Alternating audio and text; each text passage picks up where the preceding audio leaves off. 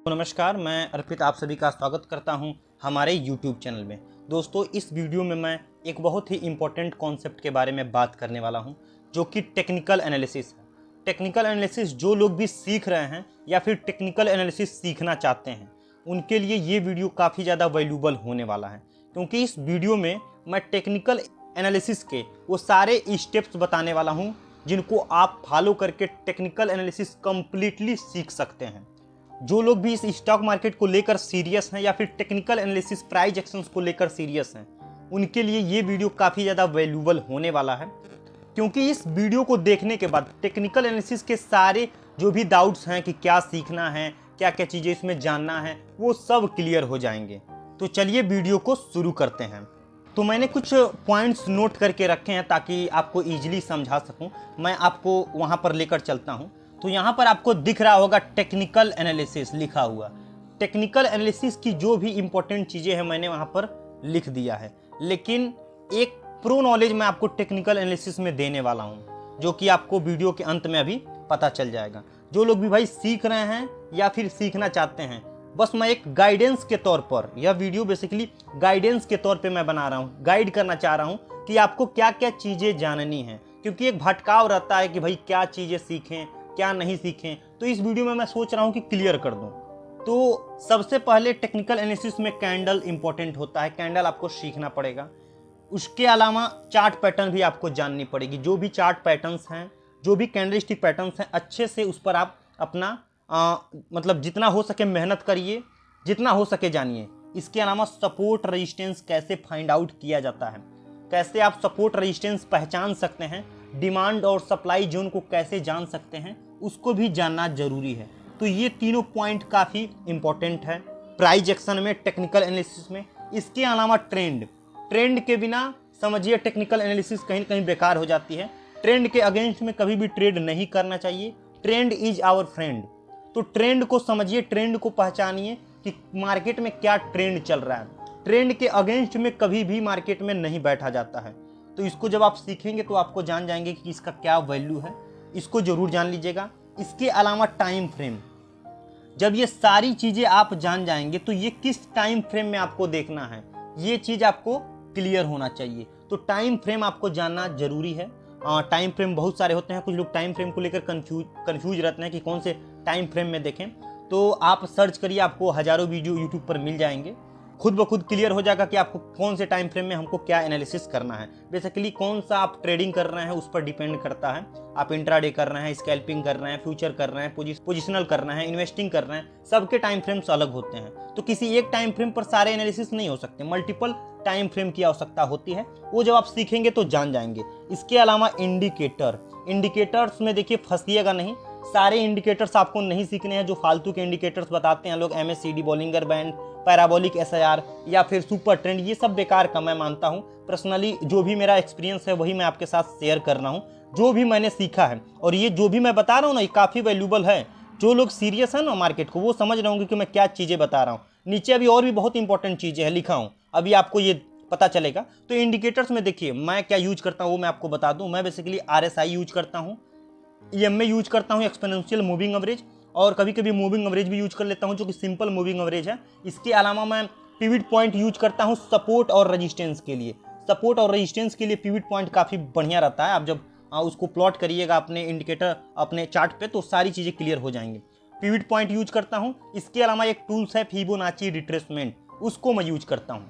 तो ये कुछ मुख्य जो है मेरे थे इंडिकेटर, मैंने बता दिया। बाकी के इंडिकेटर्स बेकार लगते हैं मुझे। आप जब करेंगे तो बेसिकली देखिए वो बेकार ही होते हैं, किसी काम के ज़्यादा नहीं होते। बेसिकली आप प्राइस एक्शंस के बेस पर अगर टेक्निकल एनालिसिस करेंगे ना, ये जो कैंडल्स हैं या फिर चार्ट पैटर्न हैं, सपोर्ट रेजिस्टेंस हैं, ट्रेंड हैं, तो इसकी जो एक्यूरेसी है ना वो बहुत बढ़िया रहता है। तो आई थिंक आप समझ रहे होंगे कि मैं क्या कहना चाहता हूँ। तो जब ये सारी चीज़ें आप सीख जाएंगे तो आपको पता चल जाएगा कि हमें एंट्री कब करना है, एग्जिट कब करना है, हमारा स्टॉप लॉस क्या रहेगा और हमारा टारगेट क्या रहेगा। ये बेसिकली आपको क्लियर हो जाएंगे, ठीक है। और अगर ये सारी चीज़ें जानने के बावजूद भी अगर ये चीज़ें आपको क्लियर नहीं हो रही हैं कि हम एंट्री कब करें, एग्जिट कब करें, तो सब पर भाई मेहनत करिए, ठीक है ना। सारी चीज़ें मेहनत हैं और इस मार्केट में विदाउट नॉलेज सर्वाइव करना मुश्किल है।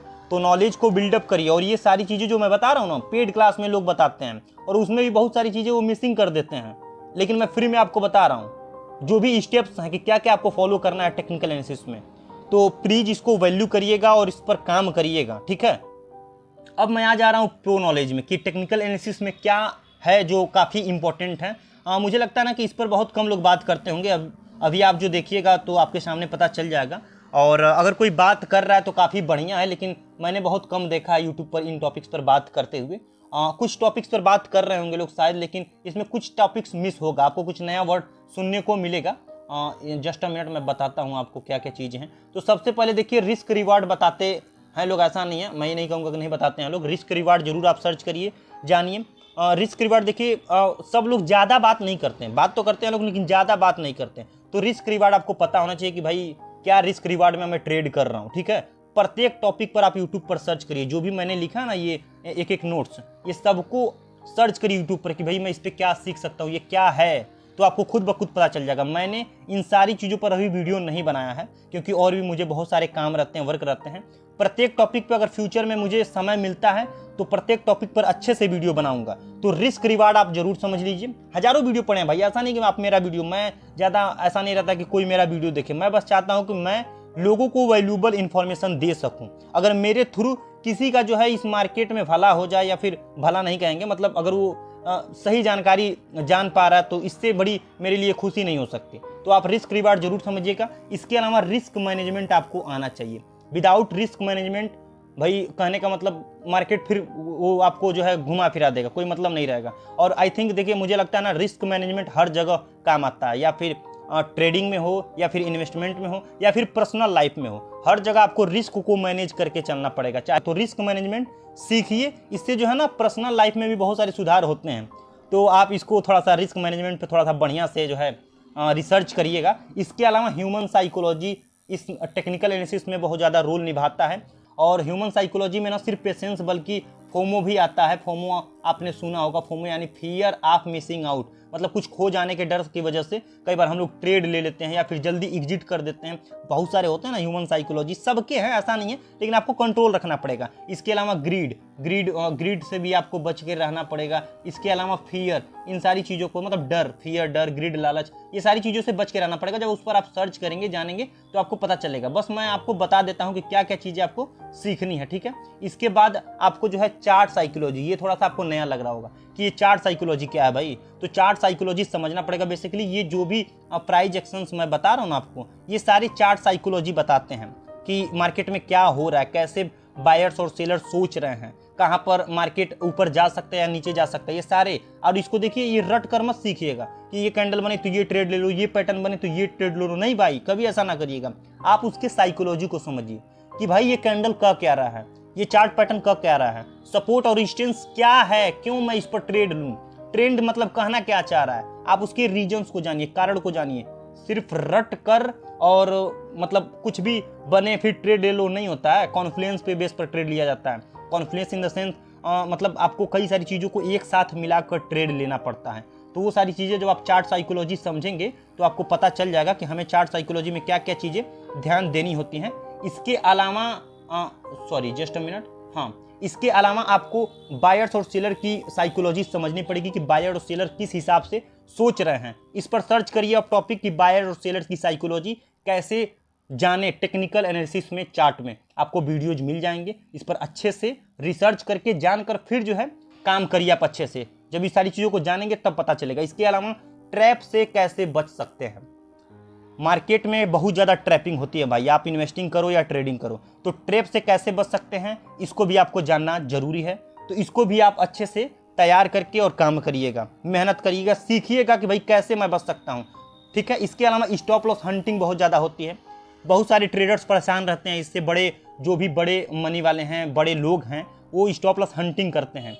क्यों होता है, कैसे होता है, कैसे इन सारी चीज़ों से बचा जा सकता है, सब पर वीडियो मिल जाएंगे, आप सर्च करिए। बस मैं बेसिकली इस वीडियो को बनाने का मेरा मकसद है कि आप वो सारे स्टेप्स जान जाएं कि हमें क्या क्या मार्केट में सीखना है। एक स्टेप होता है ना कि भाई क्या क्या चीज़ें सीखना है, तो वो सारे स्टेप्स आपके जो है क्लियर हो जाएं। यही मेरा मेन उद्देश्य है इस वीडियो को बनाने का। इसके अलावा स्मार्ट मनी के कॉन्सेप्ट को आपको समझना पड़ेगा कि स्मार्ट लोग, बड़े पैसे वाले लोग किस हिसाब से काम करते हैं, उस हिसाब से मैं कैसे कर सकता हूँ। तो ये आपको पता चलेगा। ये मैंने गलती से दोबारा लिख दिया, इसको आप इग्नोर करिए। तो ये जो सारी चीज़ें हैं इसको आप या तो कहीं नोट डाउन कर लीजिएगा, ठीक है, या फिर इसका आप स्क्रीनशॉट ले लीजिए और प्रत्येक टॉपिक पर जो है सर्च करिए, रिसर्च करिए, जानिए, समझिए और मेहनत से काम करिए। और देखिए इस मार्केट को आप थोड़ा सा ज़्यादा लाइटली ना लीजिए। हर जगह देखिए नॉलेज का गेम है। आप कहीं भी हो, अगर आप पढ़ाई कर रहे हो या फिर बिजनेस कर रहे हो या फिर स्टॉक मार्केट में हो, कहीं पे भी हो, सब जगह नॉलेज का गेम है भाई। तो नॉलेज को जितना ज़्यादा हो सके बिल्डअप करिए और इस मार्केट में आगे बढ़िए। वीडियो अगर अच्छा लगा हो, वैल्यूबल लगा हो, तो ही वीडियो को लाइक करिएगा। और इस प्रकार के और नॉलेज के लिए आप हमारे चैनल को सब्सक्राइब करके हमारे साथ जुड़ सकते हैं। और अगर कोई आपके फ्रेंड सर्कल में या फिर कोई आपके संपर्की अगर इन सारी चीज़ों को सीखते हैं, जानते हैं, तो उनके साथ भी इस वैल्यूबल इन्फॉर्मेशन को जरूर शेयर करिएगा। उम्मीद करता हूं कि मैंने इस वीडियो में आपको कुछ वैल्यूबल इन्फॉर्मेशन दिया है। जो भी स्टेप्स हैं मैंने पूरी बताने की कोशिश की है। बस आपको मेहनत करना है और आगे बढ़ना है। मिलते हैं किसी नेक्स्ट वीडियो में, तब तक के लिए बाय बाय।